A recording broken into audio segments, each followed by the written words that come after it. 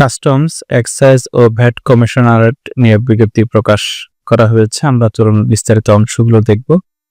আবেদন পদ্ধতি সহ আবেদন প্রক্রিয়া কারা পারবে, কোন কোন জেলার প্রার্থীরা পারবেন, এই বিষয়গুলো। এটা অনলাইনে আবেদন করতে হবে। rampurvat.teletalk.com.bd এই ওয়েবসাইট থেকে আবেদন করতে হবে। পদের নাম হিসাব রক্ষক, 12,500 থেকে 30,230 টাকা। শূন্য পদের সংখ্যা একটি।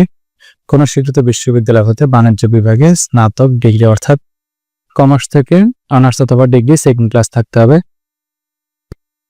কম্পিউটার চালনায় দক্ষতা। 60 লিপিকার কাম কম্পিউটার অপারেটর, পদের সংখ্যা একটি। এটা যে কোনো গ্রুপ থেকে সেকেন্ড ক্লাস থাকতে হবে, ডিগ্রি অথবা অনার্সের। কম্পিউটার ব্যবহারের দক্ষতা। উচ্চমান সহকারী, পদের সংখ্যা 9টি। এটাও ডিগ্রি অথবা অনার্স পাস, কম্পিউটার জানা থাকতে হবে। 60 মুদ্রাক্ষর কাম কম্পিউটার অপারেটর, পদের সংখ্যা 2টি। এটাও অনার্স অথবা ডিগ্রি পাস, কম্পিউটার জানা থাকতে হবে। ক্যাশিয়ার, পদ সংখ্যা 3টি। যে কোনো বিষয়ে স্নাতক ডিগ্রি, তবে যারা কমার্স থেকে পাস করবে তারা অগ্রাধিকার পাবেন, তবে যে কোনো গ্রুপ থেকেই করা যাবে।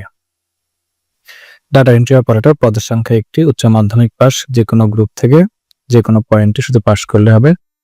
ডাটা এন্ট্রি অপারেটর, পদের সংখ্যা 1টি। এটা উচ্চ মাধ্যমিক পাস, কম্পিউটার জানা থাকতে হবে। অফিস সহকারী কাম কম্পিউটার মুদ্রাক্ষরিক, পদের সংখ্যা 6টি।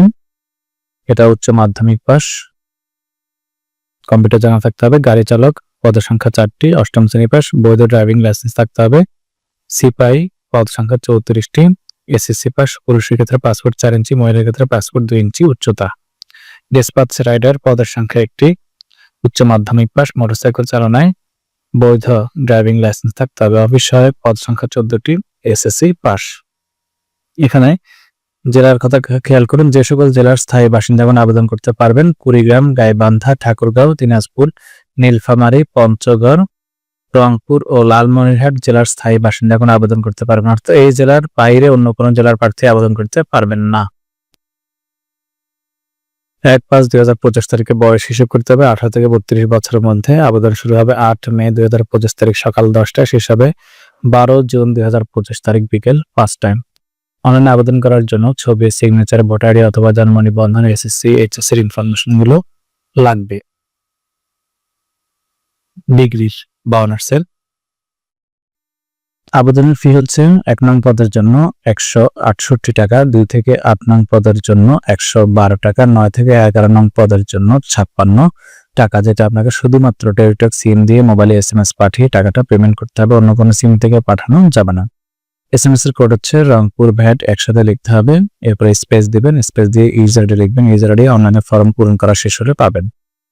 এরপরে সেন্ড করতে হবে 16222 এই নম্বরে সেন্ড করে রিপ্লাই মেসেজ আসবে। সেখানে আপনার নাম সহ একটা পিন নাম্বার দেওয়া থাকবে। পিন নাম্বারটা নোট করবেন, আবার মোবাইলের মেসেজ অপশনে যাবেন, দ্বিতীয় মেসেজ পাঠিয়ে টাকাটা পেমেন্ট করবেন।